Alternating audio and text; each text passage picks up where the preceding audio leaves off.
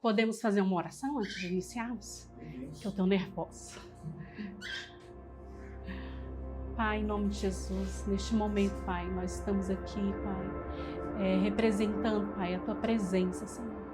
Que tudo aqui que seja falado, seja ministrado, Pai, que possa alcançar os corações, Pai, daqueles que precisam de esperança, que precisam de um refúgio, que precisa, Senhor, que o Senhor o sustente neste momento, Pai.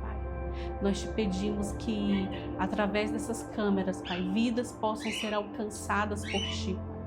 Abençoa, Pai, todos os meninos que estão aqui nesta noite. Cobre eles com Teu sangue, guarda eles debaixo das Tuas asas, Pai. O capacite, Pai, para que eles possam cada vez mais ampliar a visão deles em direção ao Teu reino, Pai. É o que te pedimos neste momento e te agradecemos por essa oportunidade, por esse privilégio, Pai, de poder falar, Pai, do Teu amor, falar da Tua bondade, da Tua presença sobre as nossas vidas, Pai, em nome de Jesus, Pai. Amém.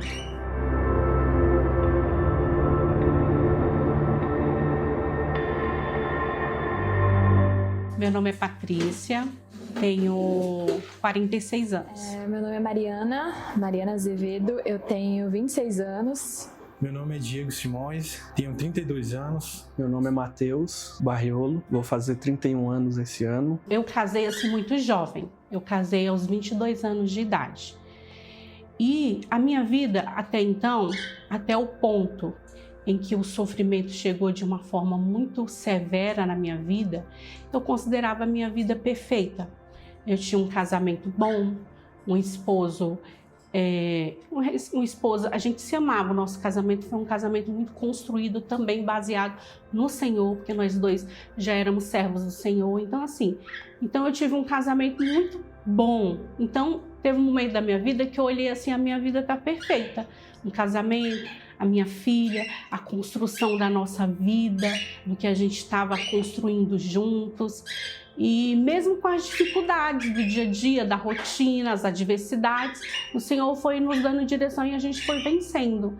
Então estava tudo bem, estava tudo indo bem, né? No ano de 2020, quando eu estava completando 20 anos de casada, nós estávamos no período assim muito de comunhão. A gente pedalava, já tinha 6 anos que nós dois pedalávamos.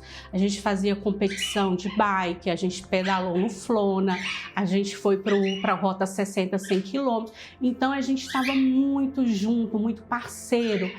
E eu entendo que o Senhor já sabia o que viria aí por cima, pela frente, né? E aí no ano de 2020, meu marido, ele saiu de casa para pedalar e houve um acidente. E desse acidente ele ficou 12 dias no hospital. Então foi neste momento que o luto chegou na minha casa. Foi neste momento que a morte chegou. E naquele momento eu questionei muito a Deus. Por que, Senhor? Porque está tudo tão bem, a gente estava tão feliz, tudo estava tão perfeito. Então nesse momento eu questionei muito a Deus quando isso aconteceu. E nesse momento eu me vi completamente sem chão, porque muito nova, casei muito jovem, uma vida de construção juntos, né? E aí de repente eu me vi sem chão, de repente eu não me enxergava mais, eu tinha que me reconstruir. Então foi muito difícil. O Senhor literalmente Ele nos tirou, nos arrancou de um lugar e nos levou para outro lugar, foi a 70 vezes 7. E foi um momento de muita escuridão, foi um momento de muito choro, de muitas noites em claro. E parece que aquele dia não ia chegar. Então, assim, nesse dia, quando o luto chegou na minha casa, foi um dia muito difícil. Um momento, assim, de muita dor, de muita escuridão. Mas, assim, como sempre eu tive essa trajetória com o Senhor, eu nunca pensei em deixá-lo. Pelo contrário, uma vez no quarto, em lágrimas, sem esperança, eu falei para o Senhor: Senhor, para onde eu irei se só o Senhor tem palavras de vida? Então eu não tinha para onde ir. eu tinha um único lugar para ir, que era correr para os braços do Senhor. Foi o que eu fiz. E nessa escolha de permanecer, nessa escolha de perseverar dia após dia com o Senhor foi nos trazendo consolo, o Senhor foi nos dando respostas. Eu costumo dizer que eu fiz muitas perguntas para o Senhor. E mesmo depois de 4 anos do falecimento do meu esposo, o Senhor continua me respondendo algumas coisas. E ainda tem muitas coisas que Ele não respondeu. E talvez só quando nós nos encontrarmos Ele vai me responder. Mas assim, o Senhor é o meu refúgio. O Senhor é a minha fortaleza. E é nele que eu descanso. É nele que é a minha alegria. E eu vejo isso muito claramente dia após dia. Então eu permaneço nele, porque no dia mais difícil, no dia de mais escuridão, e que eu me senti abandonada, porque eu questionei, por que, Senhor? Por que, Senhor? Mas o Senhor, Ele se fez presente, Ele me sustentou, Ele me levantou, Ele me carregou no colo. Então teve muitos dias eu não conseguia levantar da cama, mas teve um dia que eu consegui levantar para fazer aquilo que era necessário, que era trabalhar, que era cuidar da minha filha. Quando isso aconteceu, a Letícia tinha 15 anos, hoje ela está com 19 anos. E eu vejo a mão do Senhor nos conduzindo em todo o tempo. Em todo o tempo o Senhor nos conduzindo com amor e com acolhimento da presença dEle. Nasci num lar cristão, mas eu encontrei o Senhor verdadeiramente, Ele me encontrou verdadeiramente quando eu tava num processo depressivo muito pesado. Eu vivi 9 anos em depressão. E aí no dia que eu decidi que a dor tava muito grande, eu não tava aguentando mais, eu lembro que eu ajoelhei no banheiro do lugar que eu estudava e eu clamei o nome do Senhor. E ali ele me encontrou e eu tive um encontro verdadeiro com o Senhor, de conhecê-lo verdadeiramente, ter uma revelação verdadeira de quem Ele é.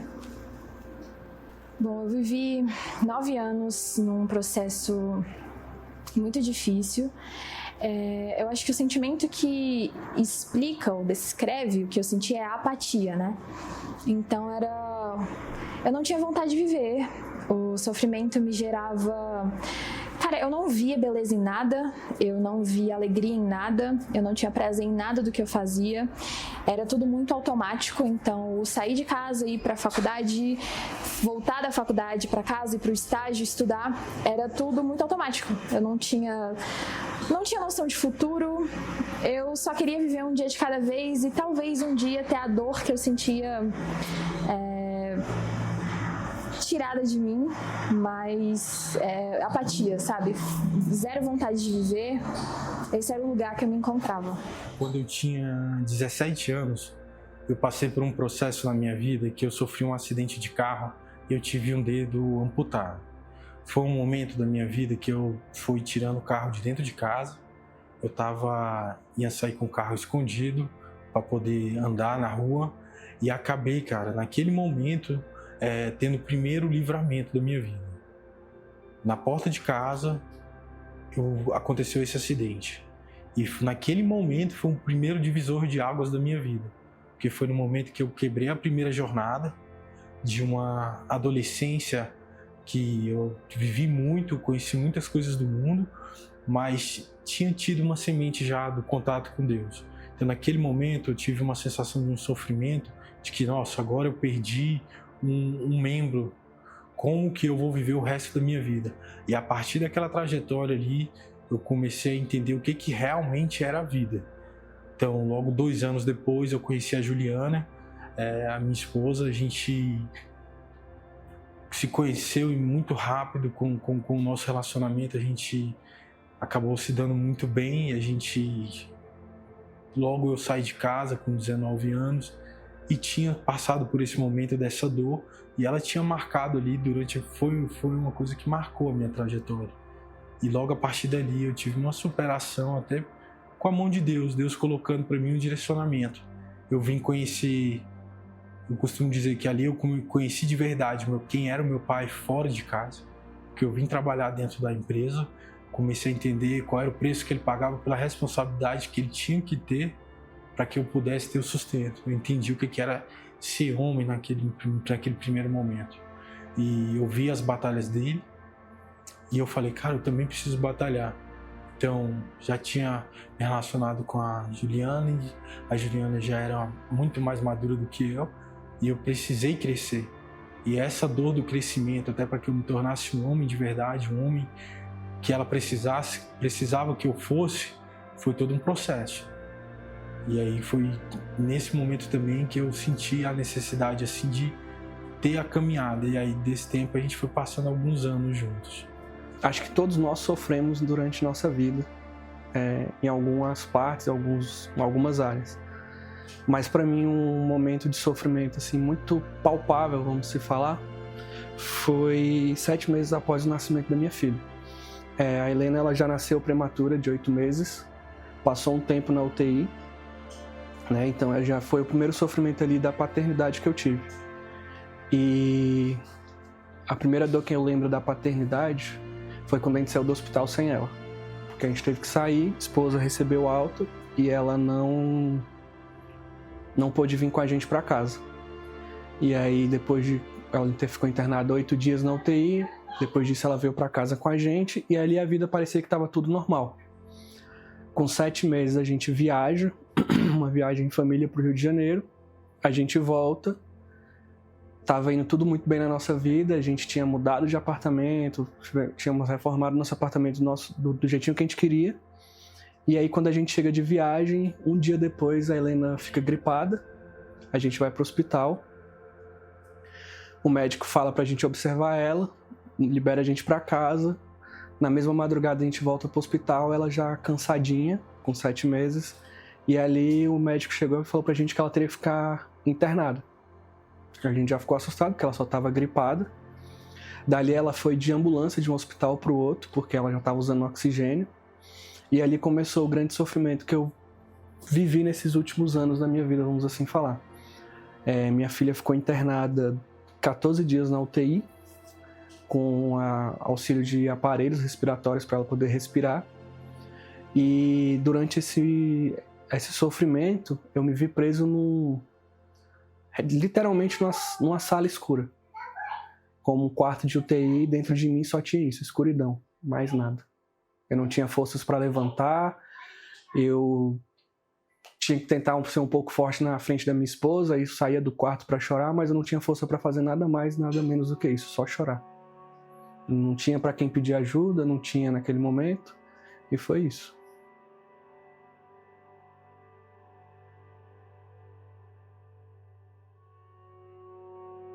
Eu vejo que isso me fez assim permanecer. Então assim, no primeiro ano de luto é muito difícil. É muito difícil, a dor é muito forte, o choro é muito incessante, principalmente por conta das datas, né? É o primeiro aniversário, é a primeira data sem a pessoa, então isso é muito forte, isso machuca muito. E aí você olha ao seu redor o mundo continua do mesmo jeito e sua vida mudou completamente, porque a pessoa que você amava, ela não está mais. Então, assim, você começa a enxergar a vida de uma outra forma. E, aos poucos, eu sempre fui pedindo que o Senhor, nesse consolo, foi algo gradativo.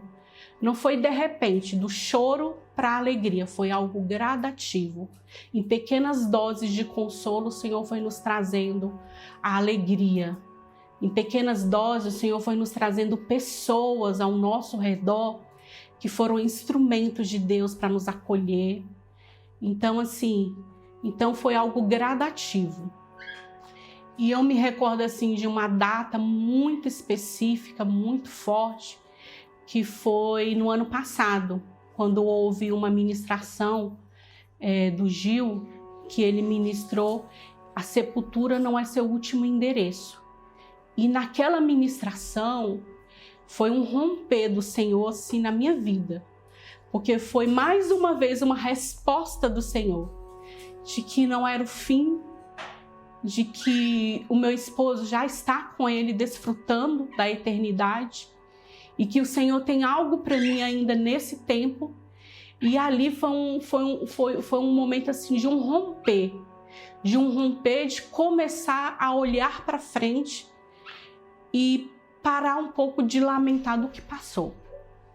E aí esse ano, agora recentemente, em 2024, Gil ministrou novamente essa palavra, que tem poucas semanas atrás.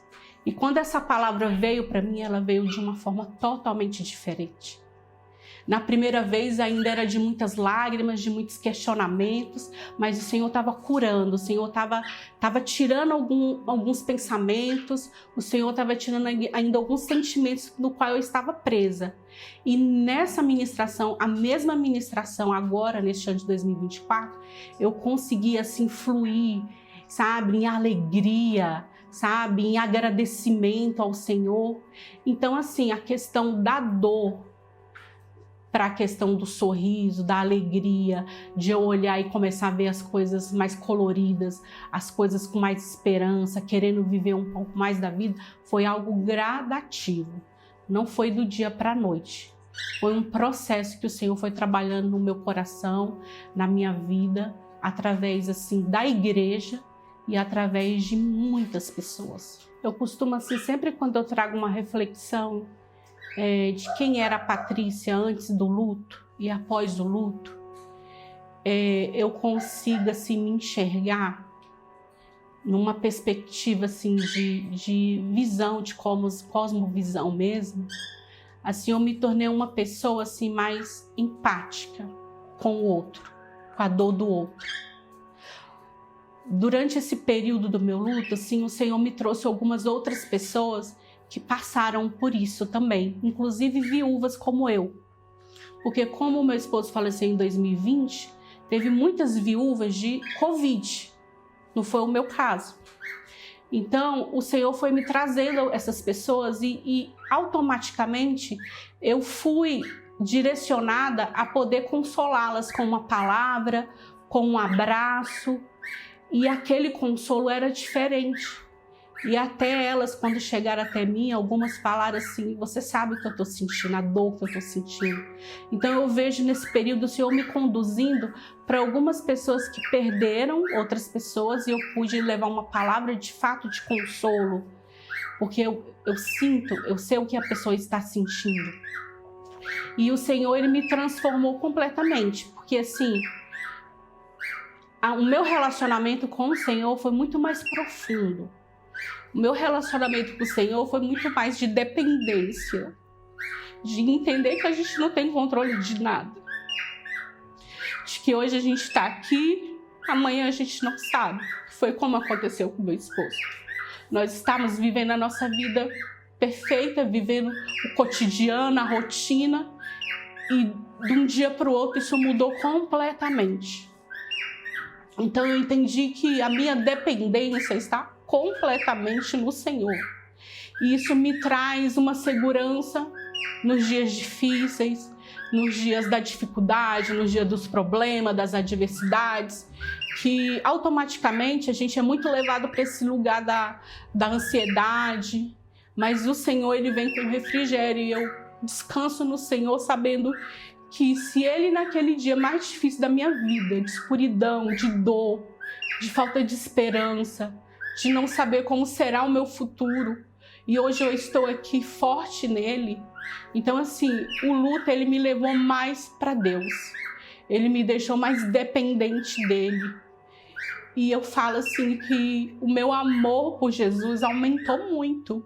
Eu falava assim, Jesus, eu não te amava antes. Jesus, eu não te conhecia verdadeiramente antes do luto, porque o luto, ele me levou para esse lugar de dependência, desse lugar de vulnerabilidade no Senhor para transformar, para fazer o que é necessário para eu me aproximar cada vez mais dele.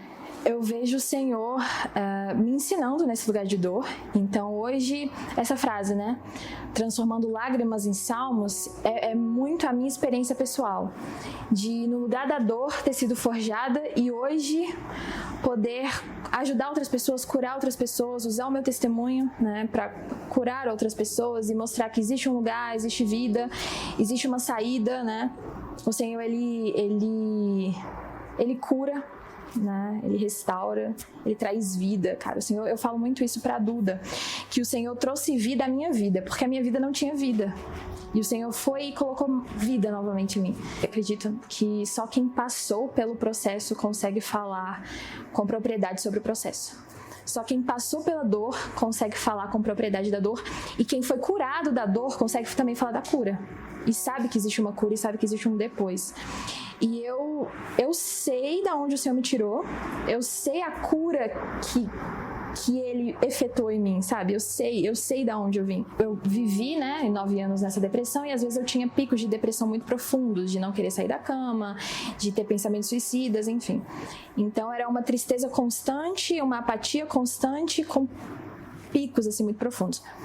E às vezes eu sabia que na minha cabeça ninguém me entendia. E de fato, eu acredito que ninguém me entendia, né?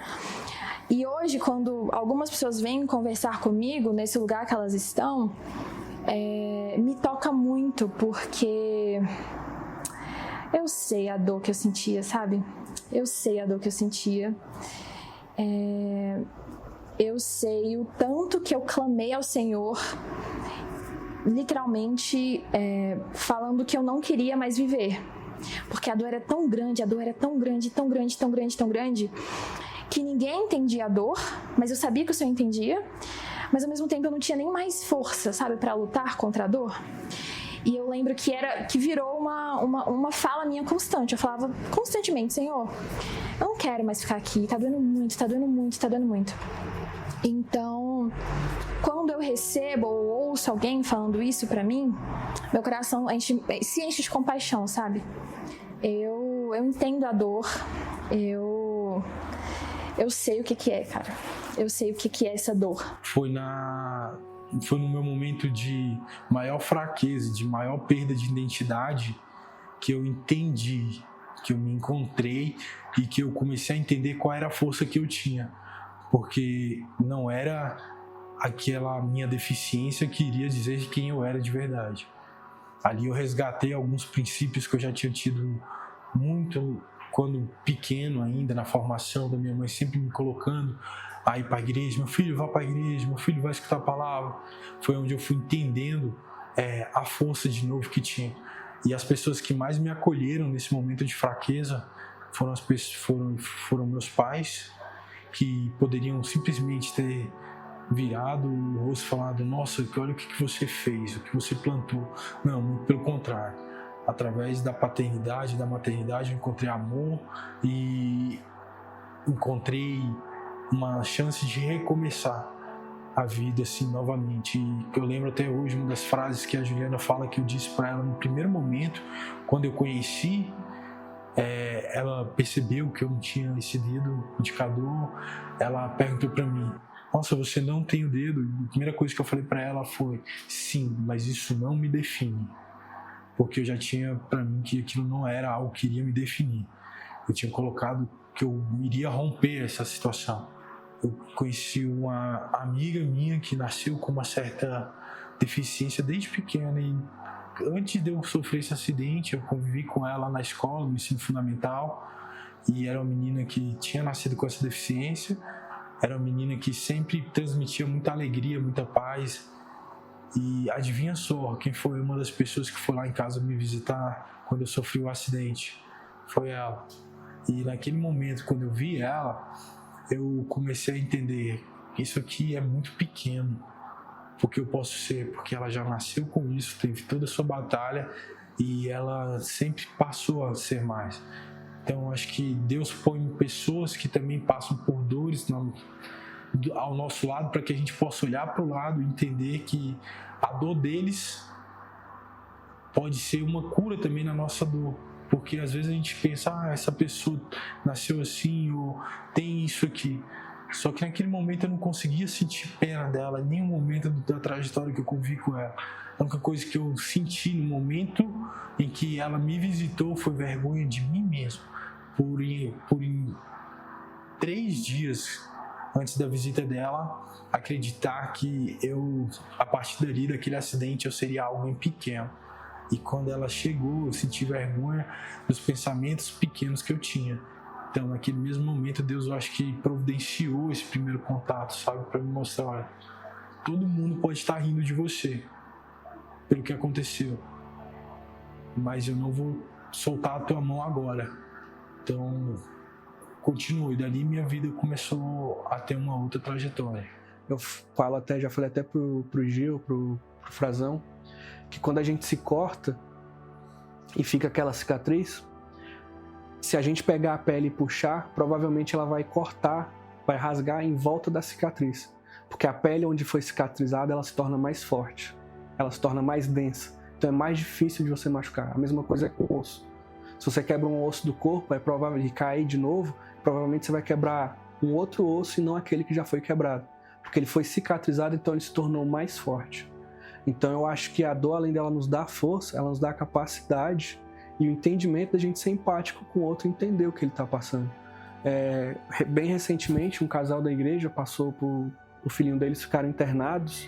A filhinha, ela ainda está internada. E eles foram para a igreja, novos também, chegaram na igreja nova igual eu e a Ana chegamos. E ali eu pude demonstrar aquilo que foi demonstrado a mim, um abraço, de conversar, de me disponibilizar, de orar por eles. E realmente eu pude sentir a dor que ele estava sentindo, aquele pai estava sentindo naquele momento. Eu me vi voltando para aquela dor, para aquele estado de dor, mas não de uma forma ruim. De uma forma assim, cara, eu sei exatamente o que ele está passando. E aí eu pude confortar ele com palavras, pude orar junto com ele, pude dar um abraço, pude falar que eu estava aqui. Então assim, eu acho que todas as dores que nós passamos na vida, além de elas nos dar um amadurecimento, elas nos capacitam, assim, para ajudar outras pessoas. Nos torna empático em relação à dor dos outros. Porque é muito difícil me colocar no seu lugar, sendo que eu nunca passei, eu vivi aquilo. Mas a partir do momento que eu vivo ou passo aquilo, eu acho que torna mais fácil e me dá um direito de fala sobre isso. Eu tinha alguns problemas e eu nunca consegui largar esses problemas. Isso foi entulhando a minha alma, o meu espírito, e eu estava a ponto de me tornar um iníquo. E aquilo ali para mim foi o fundo do poço. Então eu não tinha força para pedir socorro a Deus porque eu não me achava merecedor. Não me achava digno, que ele poderia me escutar por tudo aquilo que eu já vivi, de quase me tornar um iníquo. E eu lembro que todos os médicos que chegavam naquele quarto, eles viravam e falavam assim: alguém da família tem bronquite, asma, passou por isso? Eu falava: eu. E eles viravam na minha cara e falavam: então o culpado é você. E aquilo ali foi me ferindo, foi como se, literalmente Satanás falasse no meu ouvido: a culpa é sua. E aí eu fui me culpando mais ainda e me sentindo o pior dos piores, o lixo, tudo.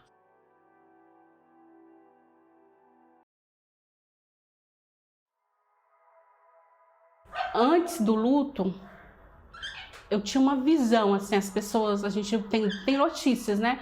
Fulano morreu, alguém se acidentou.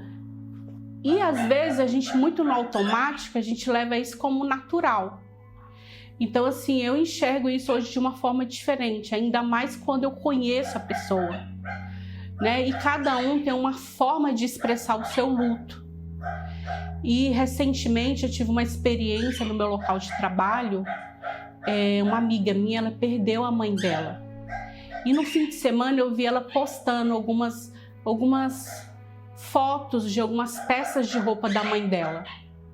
E eu entendi que naquele momento, para ela expressar aquilo daquela forma, era uma forma dela viver o luto dela. Porque assim, isso aconteceu muito comigo, assim, as pessoas não querem falar do luto.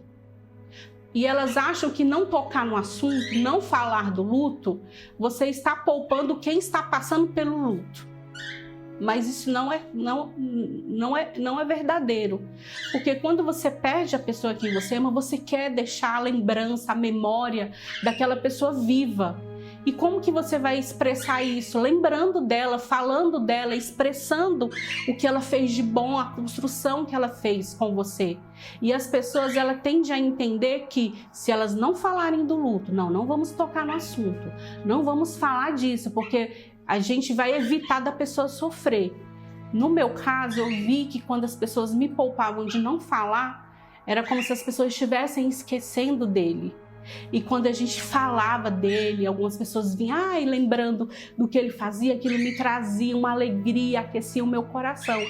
Então, assim, às vezes eu entendo, a gente não sabe, às vezes, como se relacionar com o luto. E quando a gente vive, eu consigo entender melhor como que a pessoa está expressando. Tem gente que não vai falar. E eu vou entender que a forma dela viver o luto dela. Tem gente que quer falar. E é a forma dela expressar. Então eu consigo entender, eu consigo acolher melhor essa expressão das pessoas. E pelo fato de eu ter passado pela dor, até as pessoas elas conseguem se conectar melhor comigo nessa questão. Então, de fato, assim, quando eu me aproximo de uma pessoa que perdeu alguém, eu sinto aquela dor, eu sinto que aquela pessoa de fato está sofrendo, eu consigo acolher e consigo dar uma palavra de esperança, assim como eu tenho essa palavra de esperança até hoje. Muitas pessoas, assim, principalmente na minha comunidade de fé, que é a 70x7, principalmente aquelas pessoas que me acompanharam mais no início do luto, porque quando eu cheguei na 70x7, meu esposo tinha falecido há 4 meses. Então, estava muito recente, né? E assim, a forma como que as pessoas externavam para mim, chegavam para mim, me abraçando, me acolhendo, as pessoas verbalizavam, nossa, Paty, você é forte, nossa, Paty, seu sorriso, embora eu não me enxergasse naquele momento daquela forma, né? Embora eu ainda estava me reconstruindo. E aos poucos o Senhor foi trazendo esse consolo. E dentro dessa palavra consolo envolve muitas coisas. Envolve muitas coisas, o consolo do Senhor, né? Então, assim, hoje eu consigo olhar para trás, dentro dessa história de casamento, de vida vivida, que foi uma vida muito bem vivida, com gratidão ao Senhor. Senhor, obrigada, porque o Senhor me permitiu viver uma história. Obrigada, Senhor, por o Senhor ter apresentado uma pessoa na minha vida. Então, hoje, quando eu olho, eu não olho mais com o lamento do que eu perdi, mas com a gratidão daquilo que o Senhor trouxe para a minha vida, daquilo que foi construído durante esse tempo, e entendendo que o Senhor foi bom comigo, entendendo que o Senhor me amou quando Ele me deu, e Ele me amou quando Ele tirou também de mim, porque Ele tinha algo a mais para me ensinar, algo mais para construir dentro de mim. Então, assim, eu falo assim, a minha vida, a minha alegria é estar na presença do Senhor. Porque o Senhor é tudo, Ele é a alegria, Ele é a esperança, Ele é o bálsamo, Ele é o refrigério, Ele é aquele que me levantou, é aquele que me sustentou, é aquele que me trouxe provisão, é aquele que me trouxe pessoas. O Senhor me apresentou tantas pessoas nesse novo tempo dentro da igreja da 70x7. E eu sou tão grata a Deus por tudo que o Senhor fez e o que o Senhor faz nesse tempo.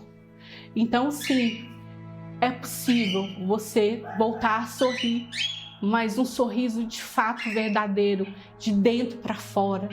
É possível você ter esperança de um novo dia, porque o Senhor, como a palavra do Senhor diz, né, a alegria do Senhor é a nossa força. Como diz a palavra do Senhor, as misericórdias do Senhor são as causas de não sermos consumidos. Então, assim, verdadeiramente, no período de dor, de luto, o Senhor foi se apresentando a mim e trazendo uma visão. Então, eu sou feliz no Senhor, eu sou uma pessoa alegre no Senhor, uma pessoa que deseja viver muito aquilo que ainda o Senhor tem para a minha vida. Então, sim, um dia eu chorei muito, muito. Lágrimas difíceis, lágrimas com muita dor. Mas ao olhar para trás, eu consigo ver o Senhor me conduzindo em todo o tempo. Eu consigo ver o Senhor trazendo alegria, consolo para a minha vida. E isso só é possível quando eu olho para trás, porque Jesus estava comigo. Sozinha, eu poderia ter sucumbido, eu poderia ter desistido, eu poderia não ter enxergado o sol novamente, como hoje eu consigo olhar e enxergar a beleza de Deus em tudo. Eu passei mais ou menos um ano criando essa narrativa na minha mente de que eu não queria mais viver, né? De que eu não queria mais estar aqui, não tinha motivo. E eu fui consolidando isso.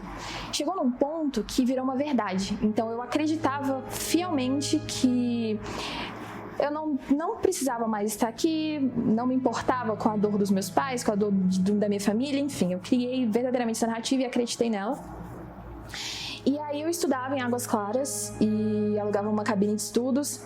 E aí um dia eu cheguei nessa cabine e eu tava doendo muito.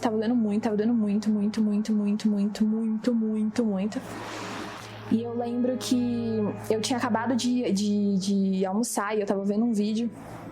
E aí caí num vídeo chamado Como Reconhecer um Possível Suicida. Eu não tinha parado para pensar nesse termo, né? Não me via dessa forma. E aí quando eu ouvi esse vídeo, né? Na hora caiu a ficha, eu falei, cara, de fato sou, né? De fato estou entrando nesse lugar.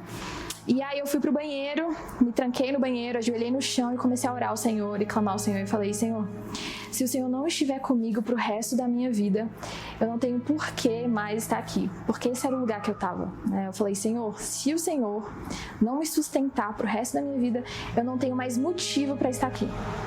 E a partir daquele dia o Senhor começou a fazer algo na minha vida. E aí eu conheci o Gil através de um podcast na mesma semana. Conheci a 70 nesse mesmo período. Eu descobri que a edificação mútua da Cris e do Wesley era na mesma rua que eu estudava. E naquele dia, né, eu ia me jogar na frente de um carro, era a ideia que eu tinha. O Senhor, Ele me alcançou naquele banheiro. E desde então o Senhor foi curando, né? Foi me levando para esse lugar de cura.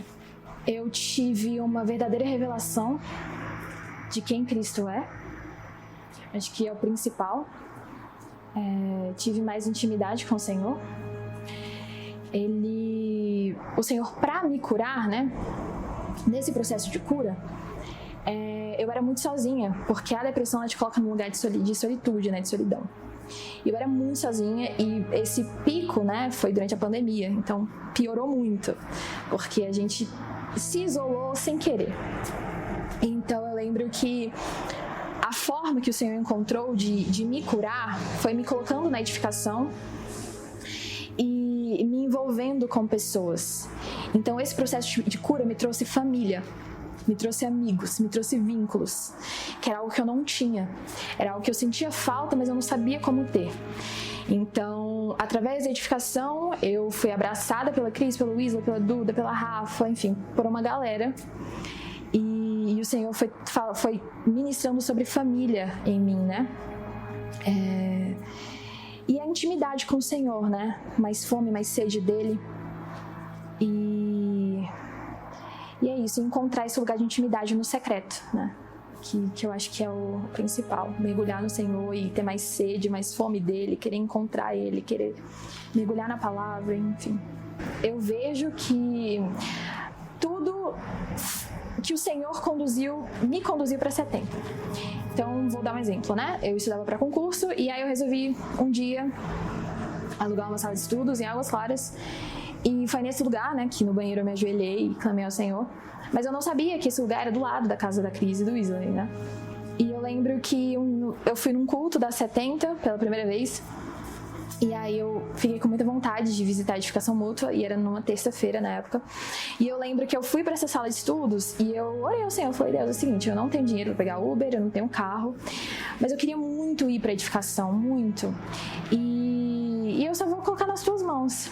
E aí deu umas 7 horas da noite, eu fui olhar o endereço de Águas Claras e era do lado de onde eu estudava. E aí eu fui e a partir daí o Senhor começou o processo de cura, sabe? Na 70. De me blindar com essas pessoas e me curando em amor. Então, com certeza a 70 teve um papel fundamental. A 70 ela tem uma porção de cura muito forte, né? Eu digo que a gente tem ciclos que vão começando e se encerrando. Esse ciclo foi um ciclo em que eu tive um encerramento da minha adolescência para o meu início da vida adulta. da minha vida de solteiro para o início de uma vida de constituição de família. O outro momento em que eu tive uma grande sensação de dor, de incapacidade, foi após o nascimento da minha filha. Foi uma alegria muito grande para mim, para minha esposa, para minha família como um todo, a vinda da Valentina nas nossas vidas. Porém, a gente teve, logo com 6 meses de idade, a gente teve que começar todo um trabalho de investigação sobre ela, indo nos hospitais do SARA, porque ela não tinha um desenvolvimento, era muito rígida, tinha uma leve pitose já no olho. Então, ali naquele momento, já começou um processo de investigação sobre o que ela poderia ter. E aí, mais uma vez, eu senti muita dor, porque a dor maior que acredito que um pai pode ter é ele olhar para um filho e não saber o que pode fazer. E ali foi o momento em que eu olhei e eu olhava para minha esposa e sentia uma força muito grande nela, mas também sentia que nós precisávamos continuar a caminhar. Foi um momento de descobrir que nem tudo vai ser a força dos nossos braços para poder resolver, mas vai ser a fé que a gente tem que ter. E com 1 ano e meio se passando, veio o primeiro pré-diagnóstico de que a Valentina precisaria talvez fazer um acompanhamento numa clínica de autismo. E ali a gente ficava, que ela tem, não tem, será que tem? Veio a dúvida. E ali foi onde eu tive que engolir muitas vezes assim, a questão da dúvida, do medo, de como que seria. E foi onde eu vi Deus colocar a mão na nossa vida, na vida da Valentina, na vida da minha esposa, para que a gente continuasse a caminhar sem perder as esperanças. E hoje a Valentina, graças a Deus, está com 5 anos. Nós fomos acolhidos na 70x7 pelo pastor e pelos membros da igreja. A Valentina, até então, a gente tinha vergonha de ir na igreja porque era difícil de estar com ela no meio as pessoas olham, as pessoas que ainda não conhecem às vezes te julgam. E a gente não queria atrapalhar ninguém. A gente só queria estar junto, eu só queria estar junto com a minha família, ouvindo a palavra. Então assim, não tinha aquela sensação de poder ainda estar junto. E aí esse ciclo continuou, tá? A Juliana vira pra mim e fala: Diego, eu marquei aqui uma conferência pra gente na internet aqui, a gente vai pra conferência sábado e domingo, e é lá em Taguatinga, uma igreja. Já tinha algum tempo que eu não ia à igreja. Só que eu olhei pra ela, bom, dia de domingo, eu falei que tinha tudo pra falar, cara, não faz sentido. Que eu olhei pra ela e senti um brilho diferente nos olhos dela. Falei, então vamos. E aí a gente foi pra 70x7 pela primeira vez. Quando eu cheguei na 70x7, a gente estava indo na conferência Transformando Lágrimas e Salmos. E ali foi o momento em que eu vi uma atmosfera nova. Que eu, ao entrar e ver a casa, ver tudo que estava sendo derramado, todo o princípio de sabedoria que estava sendo aplicado ali, mesmo não sendo da igreja, mas me buscando, como eu estava já numa trajetória de buscar me desenvolver como pessoa, muitos de princípios de desenvolvimento, eu vi que estavam sendo forjados ali dentro. Porque a gente sabe que todo desenvolvimento pessoal ele vai ter como base muitos princípios bíblicos. E ali eu comecei a ter um novo encontro ali com aquilo que era Jesus de novo. Lembrar de quando eu era mais novo. Lembrar de quando eu era mais puro. Lembrar de que Jesus era meu pai e que ele não ia abandonar minha mão. Lembrar que Deus é um Deus de perdão. Não é um Deus de julgamento. Lembrar que Deus, Ele está ali para poder nos dar a mão e estender, né? Então, foi esse processo até eu chegar. Jesus me encontrou de uma forma muito rápida, mas muito poderosa. A gente tinha recém-chegado na 70, a gente estava, se não me engano, a gente chegando na 70 anos ainda está grávida, e eu nesse período de praticamente me tornar um iníquo, não querendo ir para a igreja, não tinha frutos de arrependimento, não tinha nada. E ali o Senhor começou a me tratar, eu vejo que foi muito isso. Eu lembro que eu ligava pro Frazão, saía do quarto, ligava pro Frazão, pra minha esposa não ouvir, não ver eu chorando. E ali eu chorava e desabafava. E aí o Gil, ele foi um dia no hospital para ver a Helena e orar. E aí eu lembro que nesse dia eu tomei uma decisão. Eu vou conversar com o Gil, vou confessar as coisas, vou pedir ajuda e vou tomar uma decisão, porque realmente não dava, sozinho eu não ia dar conta.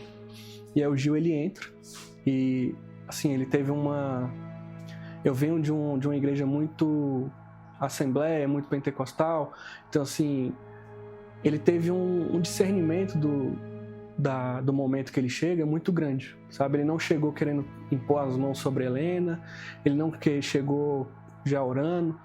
Eu lembro que quando ele chegou no quarto, eu estava sentado no sofá conversando com uma médica, minha esposa estava do outro lado conversando com outra médica, porque eles estavam falando que eles iam entubar a Helena naquele momento ali se ela não melhorasse. A frequência respiratória dela deveria estar em normal, seria 25 e estava em 80 já. E aí ela já estava no máximo do outro aparelho respiratório que ela estava e não estava adiantando, e assim, se não melhorasse, ela teria que ser entubada para não ter um colapso, né, do pulmão dela. Então o Gil chega nesse exato momento. E aí ele chega, fica na dele, vai conversar com os médicos para entender o quadro da Helena, não chegou querendo conversar com a gente nem nada. E aí ele vira para mim e fala só assim: Mateus, Deus não responde desespero, Deus responde fé.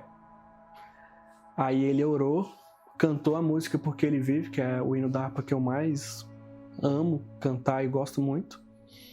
E aí eu falei para ele: Gil, eu preciso conversar com você. E aí a gente desce pro hall do hospital, eu já num nível assim de tristeza profunda, pálido, parecia um zumbi, não tinha vida dentro de mim há muito tempo. E aí em 10 minutos de conversa com o Gil, ele lê para mim Salmos 32, né? Enquanto mantive os seus pecados inconfessos, os seus ossos apodreciam dentro de mim. Mas a partir do momento que eu confessei e pedi perdão, alcancei graça do Senhor. Basicamente o Salmo fala disso. Ele só leu isso, orou comigo e falou: mano, eu tô aqui pro que você precisar. E a partir daquele momento eu fui tanto liberto dos meus vícios, como preenchido com uma alegria. Eu tive uma certeza que quando eu voltasse pro quarto da minha filha, ia estar bem. Que eu não ia ser mais acusado do que eu estava sendo. Tanto pela minha genética, tanto pelos pecados que eu tinha, por tudo. Eu me senti livre, liberto e muito calmo.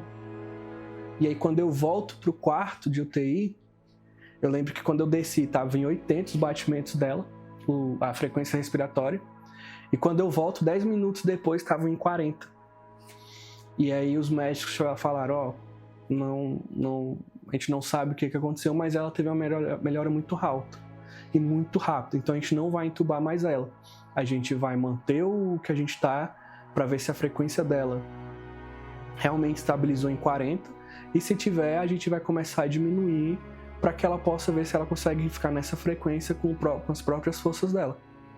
E a partir daquele momento ali, a Helena foi melhorando de pouquinho em pouquinho até a gente receber alta do hospital. Então Deus me encontra nesse momento muito rápido, em uma mesa de 10 minutos, onde eu fui curado da minha tristeza, fui liberto dos meus vícios, onde eu pude encontrar realmente um amigo, um pastor, que eu nunca tinha tido essa, vamos dizer assim, eu nunca tive essa coragem, nunca me senti bem de expor na mesa os meus assuntos privados e particulares, aquilo que eu faço, que eu fiz em oculto, que muitas vezes ninguém sabia.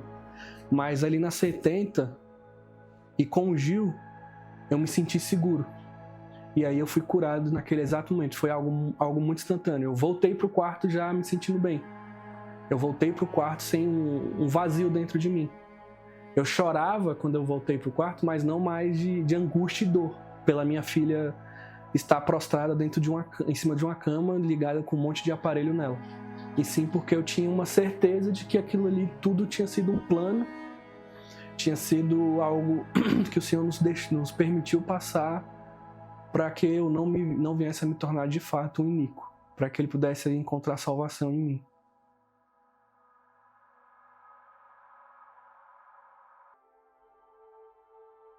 Teve a primeira Transformando Lágrimas em Salmos, acho que foi até um dia da semana, na sexta-feira. Eu não estava nessa primeira conferência. Quem ministrou nessa conferência foi até uma escritora de um livro, que eu não lembro o nome dela agora, mas ela perdeu o pai dela. E a Letícia estava nessa conferência nesse dia. Aí eu vi vídeos, eu vi algumas fotos. E assim, não foi a minha experiência propriamente dita, mas foi uma experiência que o Senhor trouxe para dentro da minha casa.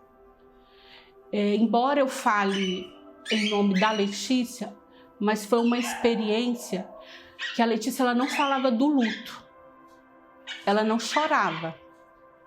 A Letícia ela não chorou no início do luto dela, então ela guardou muita coisa para si.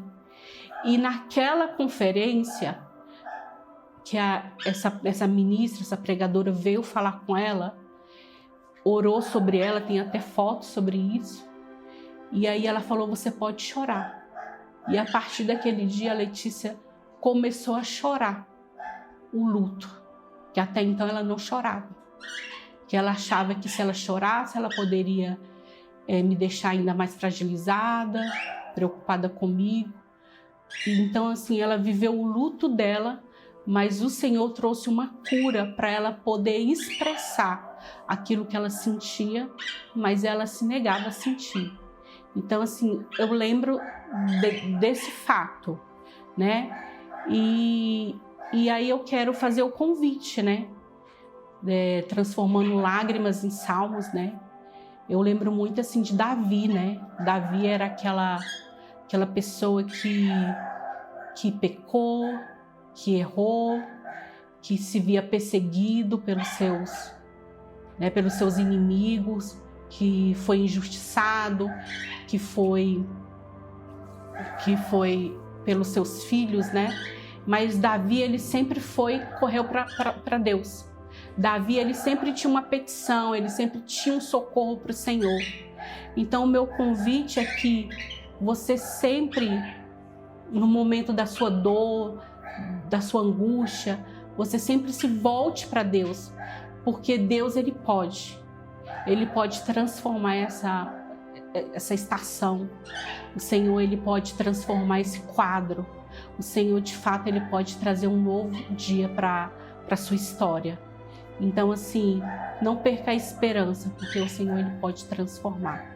Essa frase, transformar lágrimas em salmos, eu digo que ela sou eu. As minhas lágrimas, né, que eu derramei há muito tempo atrás, elas viraram salmos, né? Hoje é um testemunho, é vida para outras pessoas, é vida para mim, porque eu lembro do que o Senhor fez em mim. E com certeza, cara, para o Senhor nada é impossível. Ele pode, Ele quer transformar suas lágrimas em salmos, né? E Ele fez isso na minha vida. Então hoje eu olho para Mari de 2 anos atrás e eu olho para Mari de hoje e eu vejo que o Senhor verdadeiramente transformou as minhas lágrimas em salmos. Você chegou a participar de algumas conferências Transformando Lágrimas em Salmos? Eu participei das últimas 2. Rolou alguma coisa específica que foi um estalo, assim, foi uma revelação específica de Deus em algumas dessas conferências?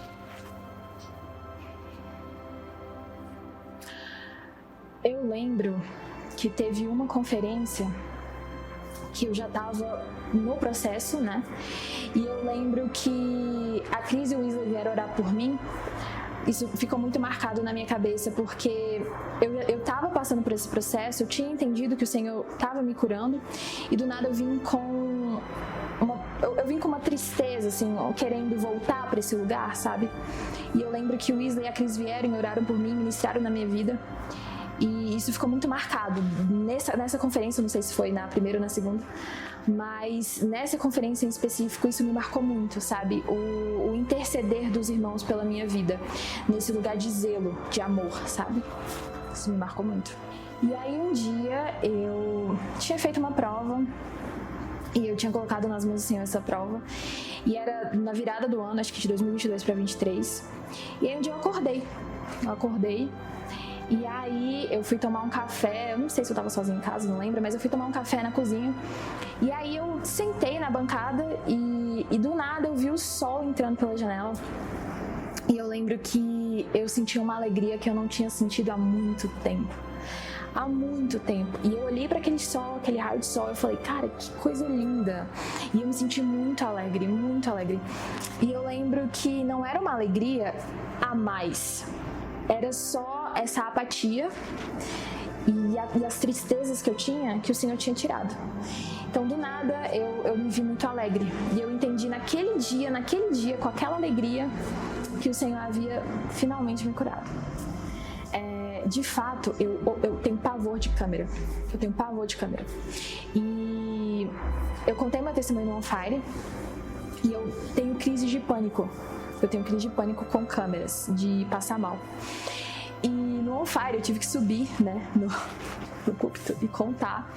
E olha que interessante. Não tinha sido, os outros, né, as outras pregações do On Fire não tinham sido filmadas. Mas a minha, o Clay falou que ia filmar. E eu fiquei sabendo um dia antes, cara. E no dia eu tive uma crise de pânico. E eu lembro que eu orei ao Senhor e falei assim, Senhor, eu não consigo subir lá em cima, porque eu tenho muito medo. Mas se o Senhor me sustentar, eu subo. E eu subi, e eu literalmente falo pra Duda que eu fui sustentada pelo Senhor, porque eu não tenho noção de como eu consegui falar. Eu senti o Espírito Santo me sustentando ali em cima. E eu sinto a mesma coisa agora. Por mais que eu esteja nervosa e dando uma suada, porque, né, somos humanos, mas é um lugar de estar tão ancorada no Senhor pra fazer, que não tem como eu falar que não é o Senhor. Faz sentido? Porque tanta dependência é um lugar tão difícil pra mim, que é a dependência dele, totalmente. Existe uma plenitude no Senhor que o Senhor quer que a gente experimente, e essa plenitude vai vir através da cura. Eu experimentei essa plenitude, o Senhor me tocou naquele lugar, Ele me encontrou naquele lugar, transformou a minha vida, e eu tenho experimentado desse amor dele, né? Um amor inexplicável que, para você entender, você precisa experimentar. Então eu faço o convite para que você venha, né, até essa conferência com o coração aberto, com o coração cheio de expectativa do que o Senhor vai e quer fazer. O Senhor quer tocar, o Senhor quer curar, Ele quer tirar a sua tristeza, Ele quer tirar a sua ansiedade. Ele quer tirar desse lugar, esse cárcere depressivo. Ele quer que você tenha alegria, que você desfrute da presença dEle, que você olhe ao seu redor e contemple a natureza, aquilo que Ele fez, aquilo que Ele te deu, aquilo que Ele tem pra você. Ele quer colocar os seus sonhos, os sonhos dEle no seu coração. E existe um lugar de cura. Existe um lugar de cura, um lugar de intimidade. Um lugar que o Senhor quer acessar, sabe? E assim como o Senhor acessou no meu coração esse lugar, e tocou no meu coração, e me curou, Ele quer te acessar, Ele quer te curar, e quer te trazer para esse lugar de intimidade. Então, não perca, né, esse momento, porque eu tenho certeza que grandes coisas o Senhor vai fazer, e o Senhor tem um propósito, né, na vida de todos, e Ele quer tocar, Ele quer alcançar, Ele quer ser suficiente. Amém. É que a dor passa e ela te deixa mais forte. É que a dor ela é necessária em alguns momentos da nossa vida, para que a gente entenda que não é esse o caminho que a gente tem para seguir. A dor faz a gente caminhar pelo caminho da perseverança.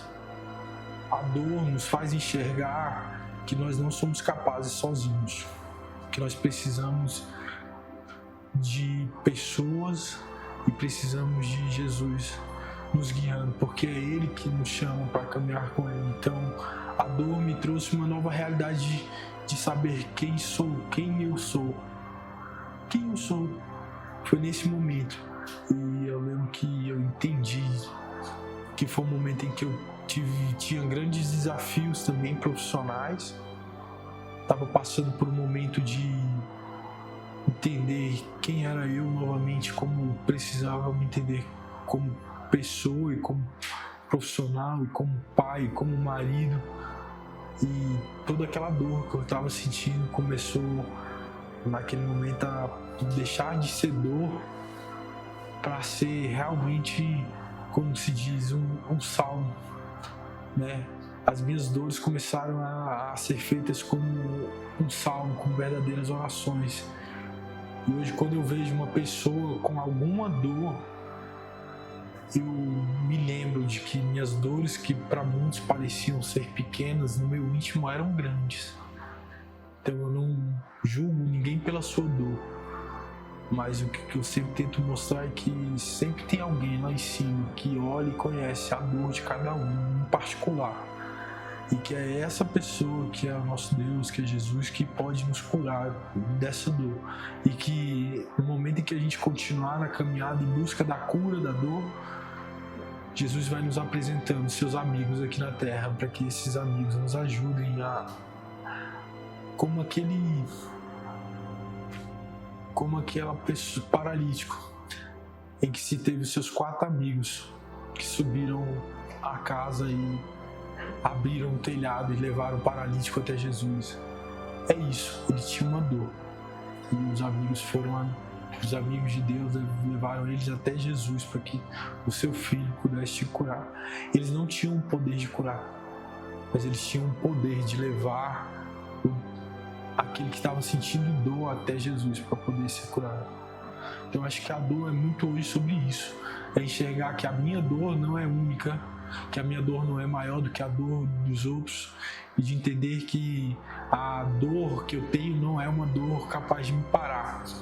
Por mais doloroso que seja a fase em que eu estou vivendo, ou que eu irei viver, eu sempre tenho aquele que pode curar.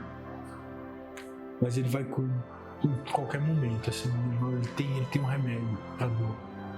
Ele tem todos os remédios para dor. Às vezes a nossa dor é na alma, às vezes a nossa dor é no espírito, é a dor contra alguém, é uma dor de algo que aconteceu, da perda de alguém. E é só ele que vai poder nos curar. Principalmente no papel dos improváveis, daqueles que estavam no mundo e que conheceram o mundo, e assim como o filho pródigo se sujaram, tiveram ali nos ambientes mais sujos, mas que ao retornar para casa foi recebido para casa como um anel, foi recebido para casa como uma festa, e que a partir dali Jesus Deus deu, o seu pai deu de novo para ele uma nova oportunidade, trocou as suas vestes. Então, essas dores que eu vejo hoje, que eu passei, eu tento sempre buscar olhar para o próximo, para aquele que está começando a caminhada, ou para aquele que já está na caminhada, e tento lembrar de que eu já chorei, eu já me senti incapaz, eu já desacreditei de mim, mas sempre é como se sempre teve algo dentro de mim dizendo: estende a mão, que eu vou estar aqui para poder pegar a sua mão e te puxar. Então, em toda a trajetória, eu estou pronto para quando eu ver alguém sentindo alguma dor, seja ela de paternidade, seja ela de identidade, de querer saber quem é, no momento de que a pessoa quer se entender como pessoa, de estar pronto, não como alguém que seja capaz, mas como um servo de Deus, como um bom mordomo, estender a mão e falar: vamos ali, que eu tenho um amigo para te apresentar e ele pode te curar a tua dor. Então, assim como minha esposa fez comigo, de me se posicionar e falar: vamos ali, é importante a gente lembrar de falar para as pessoas que existe um lugar, existe um alguém, existe uma pessoa que pode curar a sua dor. Então, é esse amigo que eu quero ser, essa pessoa que tem as suas cicatrizes, hoje físicas, mas que geraram cicatrizes na alma, para mostrar para a pessoa que a gente pode ter um perdão de alguém que está pronto para nos perdoar. Às vezes o nosso amigo nem sempre é aquele que vai se conectar conosco primeiro, mas é aquele que vai falar, que vai ter coragem de se expor para contar a sua trajetória e o próprio falar dele, da sua trajetória e da cura dele é capaz de me envolver e de ir arrancando pena a pena daquela camada de dor e liberando o coração, liberando perdão. Assim como quando a gente vai para a igreja, eu não tinha amigos, eu era um visitante naquele momento, mas eu tive amigos de Deus, amigos de Jesus, que já estavam sentados à mesa se expondo, e eu tive apenas o ouvido para ouvi-los e entender que através da cura das dores deles eu pude me curar. E eu acredito que o transformar as nossas dores em salmos é uma coisa que o nosso pastor fala muito, é: comecem a beber as suas lágrimas. Comece a entender quem você é de verdade. Comece a entender o que a sua dor fez com você. Comece a ver que a dor, quando você entende ela e você libera perdão sobre ela, quando você se perdoa, você consegue transformar ela em um salmo. Então, aquilo que era para me deixar fraco, me deixou forte, quando eu entendi o que eu poderia ser através daquilo ali. Os amigos são pessoas que Deus vai trazer para nossas vidas, são como presentes que Deus manda, que cada um tem um pedacinho de história a nos agregar em alguma área de nossas vidas. Então, quando eu escuto alguém sobre paternidade, quando eu escuto alguém sobre o empreendedorismo, quando eu escuto alguém que está por alguma dificuldade no seu casamento ou na criação dos seus filhos, quando eu escuto alguém que tem muito mais motivos para poder reclamar e não reclama porque aquela pessoa sabe que ela tem que confiar e ela tem a confiança plena em Jesus, aquilo é como uma cura dentro de mim, de eu entender e falar: eu não tenho direito nem sequer de pensar por algum minuto que eu sou desprivilegiado ou que eu sou a única pessoa que sofre. Não, eu tenho que entender que através da perseverança, de continuar a caminhada, se hoje não deu certo, amanhã pode dar certo, e continuar a jornada, continuar buscando, continuar ouvindo e pedindo a Deus toda a sabedoria e entendimento da sua palavra, né? Que a gente tem que estar amadurecendo, e é isso que me deixa hoje, em tão pouco tempo de caminhada, né, cristã, novamente, como na 70 vezes 7, foi um momento em que Deus fez tão rápido o nosso envolvimento dentro da igreja. E mais uma vez a Juliana, em um ato de fé, terminando a conferência, falou pro pastor: olha, eu tô aqui, eu sou arquiteta, meu esposo é engenheiro e a gente tá aqui para servir a casa no que precisar. E logo 3 meses depois, a gente foi convidados a poder participar do novo ciclo de expansão da igreja. Então, aquele que antes não ia à igreja, queria agora se envolver com o projeto de executar uma nova igreja. E naquele processo, daquela construção, é como se cada passo que fosse dado no novo templo era um ensinamento, uma nova fase de cura dentro de mim. E o pensamento que nós tivemos, eu e ela, quando nós entramos no primeiro culto, foi de olhar um para o outro e falar: Deus é bom, Deus é maravilhoso e Deus faz. Tá aqui.